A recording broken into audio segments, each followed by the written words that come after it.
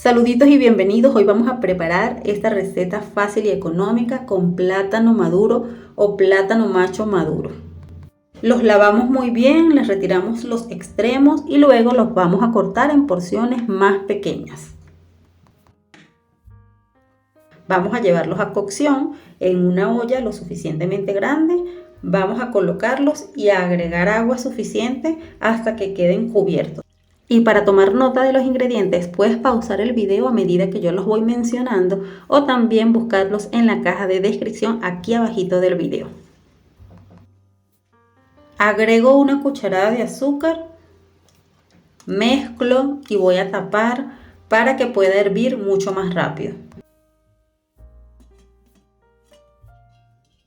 Y una vez haya comenzado a hervir, deja que se cocine mínimo 10 minutos más. Vuelves a tapar y vas chequeando hasta que ya el plátano esté cocido por completo.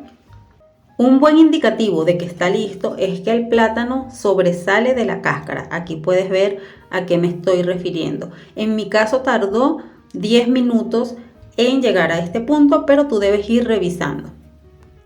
Seguidamente y con mucho cuidado escurrimos el agua y procedemos a retirar la cáscara o concha de cada uno de los plátanos.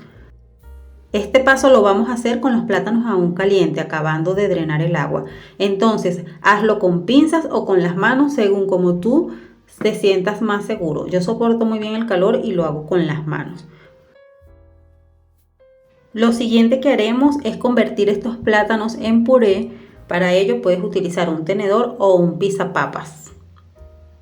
Y aunque puedes esperar a que los plátanos se enfríen, es mucho mejor hacerlos cuando aún están calientes porque el puré se obtiene fácilmente. Ya que esté listo el puré, le agrego 3 pizcas de sal y vamos a mezclar para que ésta se integre. De esta manera ya tenemos lista nuestra masa, sin usar harina ni huevos. Estamos listos entonces para formar nuestras tortitas o arepitas de plátano maduro con queso. Debemos untarnos las manos con un poquito de aceite, luego tomamos una pequeña porción de la masa y comenzamos a aplanarla teniendo como base la palma de nuestra mano. Colocamos en el centro queso al gusto, yo estoy utilizando media rebanada de queso doble crema. Pero puedes utilizar queso mozzarella, queso campesino, queso llanero, queso costeño, según tu gusto.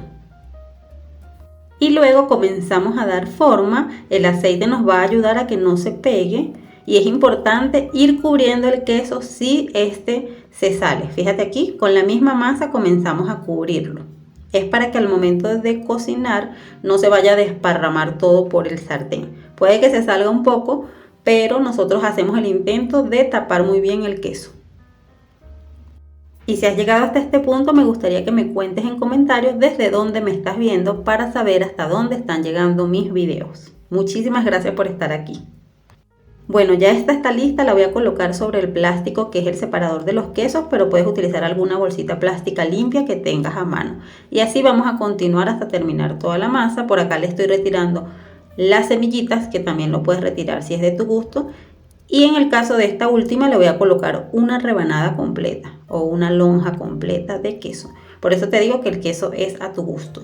Lo importante es que te asegures de que quede muy bien cubierto. Sumamente fácil, sencillo y económico. Te invito a que intentes esta receta y luego me cuentes cómo te fue. Lo puedes hacer por Instagram o por Facebook con el mismo nombre del canal. Y una vez que están listas todas mis arepitas, las voy a llevar a dorar. En un sartén vamos a agregar una pequeña cantidad de mantequilla, margarina e incluso aceite, pero la mantequilla le da un saborcito más rico. Colocamos en el sartén nuestras arepitas y vamos a dejar que se doren por ambos lados según nuestro gusto, o sea, qué tan doradas las queremos. Podemos ir revisando, volteamos con mucho cuidado y esperamos a que se terminen de dorar.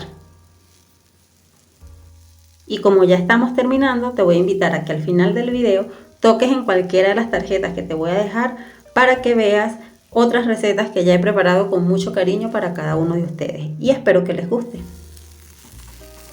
Para mí en este punto ya están perfectas, yo las quiero así de doradas, entonces las voy a retirar. Si deseas las puedes colocar sobre papel absorbente para que suelten un poquito de la grasa. Entonces de esta manera están quedando mis arepitas, de verdad que quedan muy ricas, las puedes dejar enfriar por completo si tú deseas o disfrutarlas así calientitas.